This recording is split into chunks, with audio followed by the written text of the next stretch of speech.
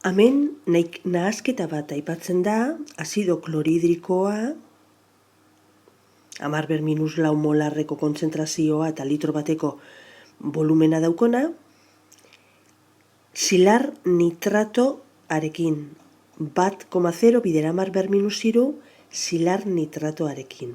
Beraz, desberdintasuna aurreko ariketakin konparatuta da hemen ez dugula nahaztuko disoluzio bat beste disoluzio batekin. Hemen nahaztu egiten duguna da disoluzio bat solido batekin. Hau eran, solido eran daukagu silar nitratoa. Beraz, nahazketaren osagai etako bat solidoa denez, amaieran volumena disoluzioarena izango da jatorrizko disoluzioarena. Beraz, hemen volumen totala nahazketan ekiko dugu litro batekoa, bai?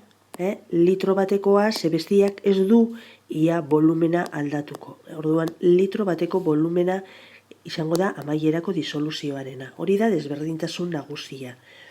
Beste guztia, betiko moduan egingo dugu, galderia da, ia auspeakina agertzen dan silar kloruroarena. Orduan, silar kloruroa ia auspeatuko dan ala ez erantzuteko, badakizu, idatzi behar dugula. Lehengo, gatz horren disolbagarritasun biderkadura. Orduan, disolbagarritasun oreka, disolbagarritasun oreka, gero disolbagarritasun biderkadura idazteko. Disolbagarritasun oreka da sidar kloruroa orekan dagoela disolbatutako gatzarekin. Eta disolbatutako gatza agertzen da era honetan. Hortik disolbagarritasun biderkaduraren balioa ateratzen dugu. Eta disolbagarritasun biderkadura da silarraren kontzentrazio maximoa uretan egon daitekena eta kloruroaren kontzentrazio maximoa disolbatuta bebai egon daitekena. Biak berbat, hemen berbat, ikusten duzu erreazioan koefiziente esteokiometrikoak bat direlako. Bestaldetik, bebai dago biderkadura ionikoa. Orduan, biderkadura ionikoa da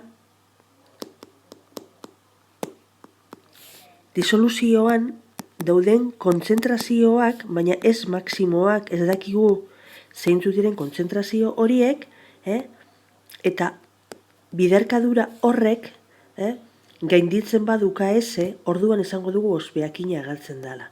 Beraz, auspeakina ager dadin, zer gertatu behar da? QS-ek gainditu behar duela KS. Eta gure helburua orduan da KS hori aurkitzea. Nola aurkitzen dugu KS? Aurkitu behar dugu zeintzuk diren amaierako disoluzioan egongo diren kontzentrazioak silarrarenak eta kloruroarenak. Horretarako kalkulatuko dugu zein izango den silarraren mol kopurua amaierako disoluzioan. Silarraren mol kopurua hasiko gara kalkulatzen, gramo bat silar nitrato, ezta? Gramo bat silar nitrato da gehitu duguna klorhidikozko disoluzioari. Baina hori moletan adierazita izango da masa molarra goian datu moduan ipini duguna, moletan adierazita aurkitzen dugu zenbat mol silar nitrato. Baina, mol silar bakarra dago, mol silar nitrato bakoitzeko.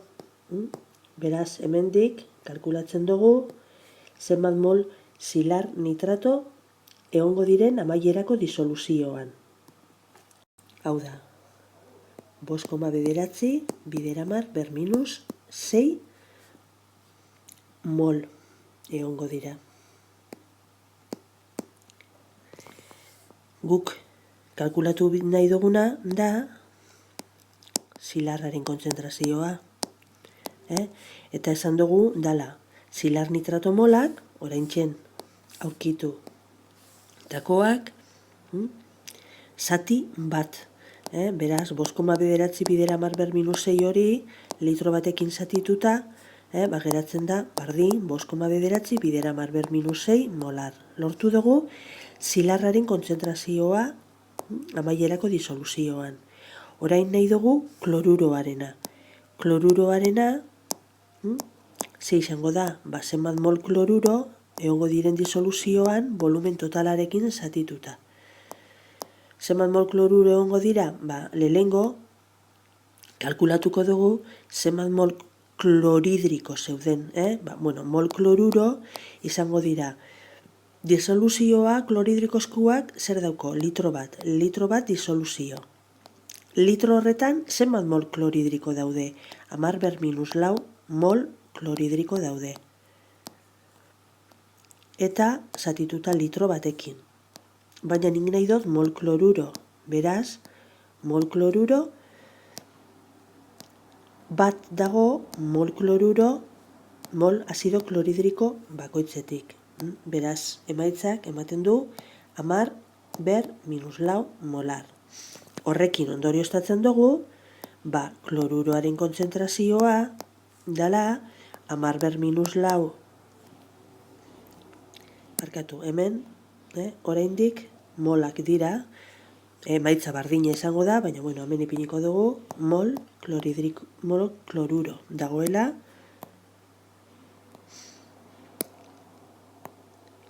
Eta hori zatitzen dugu orain litro batekin, beraz lortzen dugu 10-4 molar. Hau bai da kloruroaren kontzentrazioa. Beraz, QS kalkulatu behar izan dugu, QS-ek zenbat balio du. Biderkadura, zilarraren kontzentrazioa eta kloruroaren kontzentrazioaren artekoa. Hau da, 5,9 bider 10-6 biderkatu behar dugu 10-4. Eta emaitzak ematen du 5,9 bider 10-10. Konparatu behar dugu hori KS-rekin. KS hemen goian datu moduan dago. Beraz, gora etorten gara, KS hori ikustera, eta ikusten dugu, bai, KS baino handiagoa dala. Ze KS da 1,6 bider 10-10, eta 5,9 bider 10-10. Beraz, QS, KS baino handiago denez, erantzuna da, bai, zilar kloruroa auspeatu egingo dala. Eta horrela amaitzen dugu, erantzuna ematen.